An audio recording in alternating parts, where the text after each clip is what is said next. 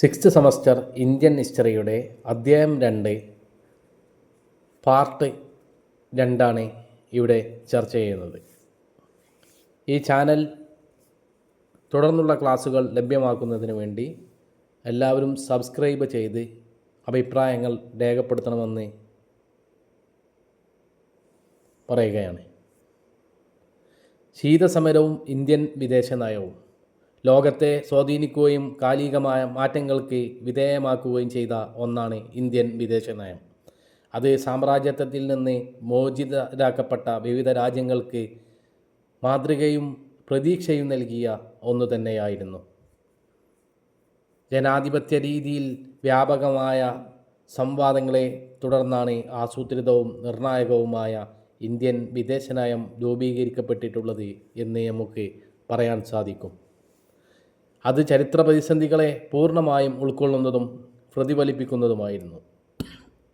Indian വിദേശനയം രൂപീകരിക്കുന്നതിൽ സുപ്രധാന പങ്കാണ് ജവഹർലാൽ നെഹ്റുവിനുള്ളത് എന്ന് നിസ്സംശയം പറയാം. അദ്ദേഹത്തിന് ശേഷം ഇന്ത്യയുടെ വിദേശ നയത്തിൽ പല വഴിത്തിരിവുകളും സംഭവിച്ചു. രണ്ട് ശാക്തിക ചേരികൾക്കിടയിൽ ശീതയുദ്ധക്കാലത്തും സ്വതന്ത്രമായി നിലയുറപ്പിച്ചത് ഇന്ത്യ ഉൾപ്പെടെയുള്ള ചേരിചേര രാജ്യങ്ങളുടെ രാഷ്ട്രീയ വിജയമായിരുന്നു. പുതുതായി സ്വതന്ത്രമായ രാജ്യങ്ങൾക്ക് മുമ്പിൽ അനിതരസാധാരണമായ പുതിയ മാർഗം വെട്ടിത്തുറക്കുകയായിരുന്നു ചേരിചേരാ രാജ്യങ്ങളുടെ നേതാക്കൾ ചെയ്തത്. തങ്ങളുടെ നിലപാടിൻ്റെ പ്രത്യാഘാതങ്ങളെ തിരിച്ചറിഞ്ഞുകൊണ്ട് തന്നെ രാജ്യത്തെ പുതിയ പാതയിലേക്ക് നയിച്ചു എന്നതാണ് നെഹ്റു അടക്കമുള്ള അവർ ചരിത്രപരമായി പ്രസക്തി വർദ്ധിപ്പിച്ചത്. അമേരിക്കയും സോവിയറ്റ് യൂണിയൻ്റെയും തമ്മിലുള്ള അപ്രഖ്യാപിത യുദ്ധമായിരുന്നു ശീതസമരം എന്നത് പറയാൻ സാധിക്കും. പാശ്ചാത്യ പൗരസ്ത്യ ചേരികളിലൊന്നിൽ നിലയുറപ്പിച്ച വിദേശ രാജ്യങ്ങൾ നെഹ്റു സന്ദർശിക്കുകയുണ്ടായി. ഇരു ചേരികളിലും ചേരാതെ സ്വതന്ത്രരായി നിൽക്കേണ്ടതിൻ്റെ ആവശ്യകത അവരുടെ ഭരണാധികാരികളെയും രാഷ്ട്രീയ നേതൃത്വത്തെയും പറഞ്ഞു ബോധ്യപ്പെടുത്താൻ നെഹ്റുവിനു സാധിച്ചു എന്ന് പറയാൻ സാധിക്കും. ഇന്ത്യയും ചൈനയും ഒപ്പുവെച്ച പഞ്ചശീല തത്വങ്ങൾ അന്താരാഷ്ട്ര സമാധാനത്തിൻ്റെയും സഹകരണത്തിൻ്റെയും ഉത്തമ മാതൃകയായിരുന്നു. നെഹ്റുവിൻ്റെ വിദേശ നയത്തിനുള്ള അംഗീകാരമായിരുന്നു 1957 ലോക സമാധാനത്തിനും സാമർത്ഥ്യത്തിനുമുള്ള പ്രമേയത്തിൽ ഇന്ത്യയും യുഗോസ്ലാവിയയും അവതരിപ്പിച്ച പഞ്ചശീലങ്ങൾ ഐക്യരാഷ്ട്ര പൊതുസഭ ഏകകണ്ഠേന ഉൾപ്പെടുത്തുകയുണ്ടായി. ഇന്ത്യ അമേരിക്ക ബന്ധം. നെഹ്റു യുഗത്തിൽ ആരോഗ്യകരമായ ബന്ധമായിരുന്നു ഇന്ത്യയും അമേരിക്കയും തമ്മിലുണ്ടായിരുന്നത്. പുതുതായി സ്വതന്ത്രമായ ഇന്ത്യ രാജ്യത്തിന് ആവശ്യമായ പിന്തുണ അന്നത്തെ American president Franklin Delano Roosevelt ഉറപ്പു നൽകിയിരുന്നു. 1949 പ്രധാനമന്ത്രി ജവഹർലാൽ നെഹ്റു അമേരിക്ക സന്ദർശിച്ചു. അമേരിക്കൻ പാർലമെൻ്ററി പ്രതിനിധി സഭ ആതിഥേയത്വം വഹിച്ച ഒരു സ്വീകരണത്തിൽ പങ്കെടുത്തുകൊണ്ട് നെഹ്റു പറഞ്ഞു, ഇന്ത്യ സമാധാനം കാംക്ഷിക്കുന്നു. എന്നാൽ ആ സമാധാനം ഒന്നിനുമുള്ള പ്രതിഫലമായിട്ടല്ല വേണ്ടത്. 3 ആഴ്ച നീണ്ടുനിന്ന അമേരിക്കൻ സന്ദർശനത്തിലൂടെ പല മേഖലകളിലും അമേരിക്കൻ സഹകരണം ഉറപ്പുവരുത്താൻ നെഹ്റുവിന് സാധിച്ചു. പിന്നീട് 1959 അമേരിക്കൻ പ്രസിഡൻ്റായിരുന്ന ഡി ഐസൻഹോവർ ഇന്ത്യൻ അതിർത്തി പ്രദേശങ്ങളിലേക്കുള്ള ചൈനയുടെ കടന്നുകയറ്റം സംബന്ധിച്ച് ആശങ്ക അറിയിച്ചു. തുടർന്ന് നെഹ്റു അമേരിക്ക സന്ദർശിച്ചപ്പോൾ ചൈനയായിരുന്നു പ്രധാന ചർച്ചാ വിഷയം. അമേരിക്കയുമായി ഒരു ആരോഗ്യകരമായ ബന്ധം വളർത്തിയെടുക്കാൻ നെഹ്റുവിന് സാധിച്ചിരുന്നു. തൻ്റെ ചേരിചേരാ നയത്തിന് യാതൊരു ക്ഷതവും സംഭവിക്കാതിരിക്കാനും അദ്ദേഹം ശ്രദ്ധിച്ചിരുന്നു. ഇതിനെ തുടർന്ന് ഇന്ത്യക്കുള്ള സഹായം ഇരട്ടിയാക്കാൻ അമേരിക്കൻ ഭരണകൂടം തീരുമാനിച്ചു. 1959 ഐസൻഹോവർ ഇന്ത്യ സന്ദർശിച്ചതുപോലെ 1961 നെഹ്റുവും മകൾ ഇന്ദിരയും അമേരിക്കയും സന്ദർശിക്കുകയുണ്ടായി. പ്രസിഡന്റ് ജോൺ എഫ് കെന്നഡിയുമായി സംഭാഷണം നടത്തുകയും ചെയ്തു. തുടർച്ചയായി അമേരിക്ക സന്ദർശിക്കുകയും അവിടുത്തെ അധികാരികളുമായി നിരന്തര സമ്പർക്കത്തിലേർപ്പെടുകയും ചെയ്തതോടെ ശൈശവദശയിലുള്ള ഇന്ത്യക്ക് അമേരിക്കൻ സഹായം ഉറപ്പുവരുത്താൻ നെഹ്റുവിന് സാധിച്ചു. അതുപോലെ തന്നെ ഏറ്റവും പ്രസക്തമായിരുന്നു ഇന്ത്യയും സോവിയറ്റ് യൂണിയനും തമ്മിലുള്ള ബന്ധം. ശീതസമര കാലഘട്ടത്തിൽ കൊറിയൻ യുദ്ധത്തിന് ശേഷം നെഹ്റു ഇന്ത്യൻ പ്രധാനമന്ത്രി എന്ന നിലയിൽ സോവിയറ്റ് യൂണിയനിലേക്കുള്ള തൻ്റെ ആദ്യത്തെ ഔദ്യോഗിക സന്ദർശനം നടത്തി. ആഴ്ചകളോളം ചെലവഴിച്ച ചരിത്രപ്രസിദ്ധമായ ഈ സന്ദർശനം പല ചരിത്ര പ്രസിദ്ധമായ സ്ഥലങ്ങളും സന്ദർശിക്കുന്നതിനും സോവിയറ്റ് സഹായം ഉറപ്പുവരുത്തുന്നതിനും സഹായകമായി എന്ന് പറയാം. സോവിയറ്റ് പ്രധാനമന്ത്രി മാർഷൽ ബുൾഗാനിൻ ഉൾപ്പെടെയുള്ള Soviet communist party politburo അംഗങ്ങളെല്ലാം അദ്ദേഹത്തെ സ്വീകരിക്കാൻ വിമാനത്താവളത്തിലുണ്ടായിരുന്നു.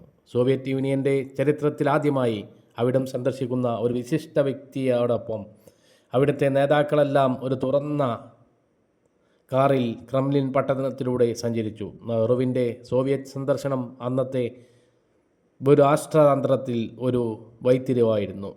പ്രത്യേകിച്ചും 1954 ഇന്ത്യ ചൈന സന്ധിയുടെ പശ്ചാത്തലത്തിൽ ലോക രാഷ്ട്രീയത്തോടൊപ്പം സാമ്പത്തിക സാമൂഹിക സാഹചര്യങ്ങളും അദ്ദേഹം ചർച്ചകൾക്കിടയാക്കി. 1955 സോവിയറ്റ് കമ്മ്യൂണിസ്റ്റ് പാർട്ടിയുടെ നേതാവായിരുന്ന നികിത ക്രൂഷ്ചോവ് ഇന്ത്യ സന്ദർശിച്ചു. കാശ്മീർ വിഷയത്തിലുള്ള ഇന്ത്യൻ നിലപാടിനെ അദ്ദേഹം പിന്തുണയ്ക്കുകയുണ്ടായി. അമേരിക്കയുടെ പിന്തുണ ഈ കാലഘട്ടത്തിൽ പാകിസ്ഥാൻ അനുകൂലമായിരുന്നപ്പോൾ സോവിയറ്റ് യൂണിയനാണ് ഐക്യരാഷ്ട്രസഭയിലടക്കം ഇന്ത്യക്ക് വേണ്ടി രംഗത്തെത്തിയത്. ഇന്ത്യയും ചൈനയും തമ്മിലുള്ള അതിർത്തി തർക്കത്തിൻ്റെയും 1962 യുദ്ധത്തിൻ്റെയും കാലഘട്ടത്തിൽ എല്ലാവരും സോവിയറ്റ് യൂണിയൻ ചൈനീസ് അനുകൂല നിലപാട് സ്വീകരിക്കുമെന്നാണ് കരുതിയത്. ഇന്ത്യയെ കൂടുതലായി സോവിയറ്റ് യൂണിയനോട് അടുപ്പിച്ച ഒരു സംഭവം കൂടിയായിരുന്നു ഇത്. ചൈനയ്ക്ക് നൽകിയതിനേക്കാൾ സാമ്പത്തിക സൈനിക സഹായം സോവിയറ്റ് യൂണിയൻ ഇന്ത്യക്കാണ് ആ ഘട്ടത്തിൽ നൽകിയത്. Soviet communist party CPSU 20ാം Congress അതിൻ്റെ വിദേശനയത്തിൻ്റെ കേന്ദ്രബിന്ദു നെഹ്റുവിൻ്റെ ആശയമായ സമാധാനപരമായ സഹവർത്തിത്വം ആണെന്ന് പ്രഖ്യാപിച്ചു. ചേരിചേരാ നയം സ്വതന്ത്രാനന്തര ചരിത്രത്തിലെ സുപ്രധാനമായ ഒരു കാൽവെപ്പായിരുന്നു ഇന്ത്യയുടെ സ്വതന്ത്രമായ വിദേശ നയം. അത് നൂറ്റാണ്ടുകൾ നീണ്ടു നിന്ന വൈദേശികാധിപത്യത്തിൽ നിന്നും മുക്തമായതിൻ്റെ എല്ലാ ചരിത്രപാഠങ്ങളും ഉൾക്കൊണ്ടുകൊണ്ടുള്ളതായിരുന്നു എന്നതാണ് യാഥാർത്ഥ്യം. രണ്ടാം ലോകമഹായുദ്ധാനന്തര കാലം ലോകം 2 ശാക്തിക ചേരികളായി മാറിയ സാഹചര്യത്തിലാണ് ഇന്ത്യൻ വിദേശ നയം രൂപം കൊള്ളുന്നത്. മുതലാളിത്തത്തിൻ്റെയും സോഷ്യലിസത്തിൻ്റെയും അതിപ്രസരമുള്ള ഈ കാലത്ത് ഇന്ത്യയുടെ ചേരി നയം പ്രസക്തി വർദ്ധിപ്പിക്കുകയുണ്ടായി. നൂറ്റാണ്ടുകളുടെ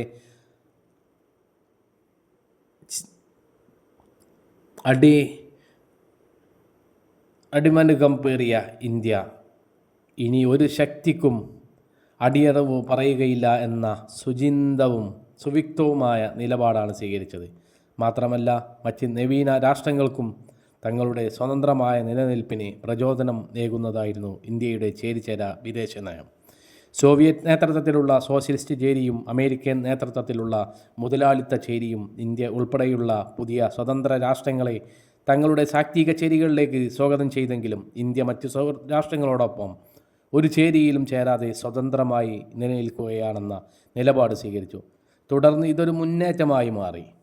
ഇരു ശാക്തിക ചേരികളിലും ചേരാത്ത രാഷ്ട്രങ്ങളുടെ മുന്നേറ്റമായി ചേരിചേരാ സഖ്യം മാറുകയും ചെയ്തു. അതിൻ്റെ നേതൃത്വത്തിൽ ഇന്ത്യ നിലയുറപ്പിച്ചു എന്നതും ഒരു പൊതു രാഷ്ട്രത്തെ സംബന്ധിച്ച് അഭിമാനാർഹമായ കാര്യമായിരുന്നു. ഏതെങ്കിലും ഒരു ശാക്തിക ചേരിയിൽ ചേരുന്നതുമായി ഇന്ത്യക്ക് യാതൊരു നേട്ടവും ഉണ്ടാകാനിടയില്ല എന്ന് മാത്രമല്ല, നമ്മൾ നൂറ്റാണ്ടുകളുടെ പ്രയത്നത്തിലൂടെ ജീവത്യാഗത്തിലൂടെ നേടിയെടുത്ത സ്വാതന്ത്ര്യം ഉൾപ്പെടെയുള്ളവ അടിയറവ് പറയേണ്ടി വരുമെന്ന ബോധ്യവും ഇന്ത്യൻ നേതൃത്വത്തിനുണ്ടായിരുന്നു. നെഹ്റു ഉൾപ്പെടെയുള്ള 3 ലോക നേതാക്കൾ മുന്നോട്ട് വെച്ച ചേരിചേരാ നയത്തിൻ്റെ അന്തസത്ത നിഷ്ക്രിയത്വമായിരുന്നില്ല, മറിച്ച് ഒരു ചേരിക്കും അടിയറവ് പറയാതെ വിഷയാധിഷ്ഠിതമായി നിലപാടുകൾ സ്വീകരിക്കുക എന്നതായിരുന്നു. അതുവഴി ഓരോ വിഷയങ്ങളിലും സ്വതന്ത്രവും സുചിന്തവുമായ ശരിയായ തീരുമാനങ്ങളിലെത്താൻ ചേരിചേരാ രാഷ്ട്രങ്ങൾക്ക് സാധിച്ചു. ഇന്ത്യയോടൊപ്പം ഈജിപ്തും യുഗോസ്ലാവിയയും ഈ മുന്നണിയിൽ ചേർന്നു. ചേരിചേരാതെ നിൽക്കുമ്പോഴും ഇരു ശാക്തിക ചേരികളിലും രാജ്യങ്ങളുമായി സഹകരിക്കാനും അവരുമായി സ്വതന്ത്രമായ കരാറുകളിൽ ഏർപ്പെടാനും അവരുടെ സഹായം സ്വീകരിക്കാനും ഇന്ത്യക്ക് കഴിഞ്ഞു. പടിഞ്ഞാറൻ ശക്തികളിൽ നിന്നും മൂലധനവും സാങ്കേതിക വിദ്യയും യന്ത്രങ്ങളും ഭക്ഷ്യവസ്തുക്കളും ഇന്ത്യ സ്വീകരിച്ചു പോന്നു. അതോടൊപ്പം സോവിയറ്റ് യൂണിയനിൽ നിന്നും പൊതുമേഖലാ വ്യവസായ ശാലകൾ ആരംഭിക്കുന്നതിനും സാങ്കേതിക പ്രതിരോധ സഹായങ്ങൾ സ്വീകരിക്കുന്നതിനും ഇന്ത്യ മടിച്ചില്ല. ഇരു ശാക്തിക ചേരികളിലും പെട്ട രാഷ്ട്രങ്ങളിൽ നിന്നും യുദ്ധോപകരണങ്ങളും ആയുധങ്ങളും വാങ്ങാനും ഇന്ത്യക്ക് സാധിച്ചു. ഇതെല്ലാം വിദേശ രാഷ്ട്രങ്ങളുമായി സ്വതന്ത്രവും സൗഹാർദ്ദപരവുമായ ചേരിചേരാ നയം വികസിപ്പിച്ചതിലൂടെ ഇന്ത്യക്ക് സാധിച്ചതാണ്. അമേരിക്കയും സോവിയറ്റ് യൂണിയനും സന്ദർശിച്ച ശേഷം Jawaharlal Nehru Poland, Austria, Czechoslovakia, Italy, Egypt തുടങ്ങിയ രാജ്യങ്ങൾ സന്ദർശിക്കുകയുണ്ടായി. ഈ യാത്രയിലുടനീളം ഇന്ത്യ അമേരിക്കയുടെ നാറ്റോ, സോവിയറ്റ് യൂണിയൻ്റെ വായ്സ് സന്ധി എന്നിവയിലൊന്നും അംഗമാകാതെ ഇരു ശാക്തിക ചേരികളിൽ നിന്നും സ്വതന്ത്രമായി നിൽക്കാനാണ് തീരുമാനിച്ചത് എന്ന് പ്രഖ്യാപിച്ചു. മാത്രമല്ല ഈ രാജ്യങ്ങളുടെയും അത്തരമൊരു സ്വതന്ത്ര നിലപാടിലേക്ക് ക്ഷണിക്കുകയും ചെയ്തു. ഈ രാജ്യങ്ങൾക്കെല്ലാം ഉണ്ടായിരുന്ന സാമ്രാജ്യത്വ ചരിത്രവും സാമ്രാജ്യത്വ വിരുദ്ധ സമരാനുഭവങ്ങളും സ്വതന്ത്രമായി നിൽക്കാൻ അവരെ പ്രേരിപ്പിക്കുമെന്നും ലോക സമാധാനത്തിന് അത് കരുത്തേകുമെന്നും നെഹ്റു വിശ്വസിച്ചിരുന്നു. അത്തരത്തിൽ സാമ്രാജ്യത്വത്തിൽ നിന്നും സ്വതന്ത്രമായ രാഷ്ട്രങ്ങളുടെ തലവന്മാരെ സ്വാധീനിക്കാൻ നെഹ്റുവിനായി.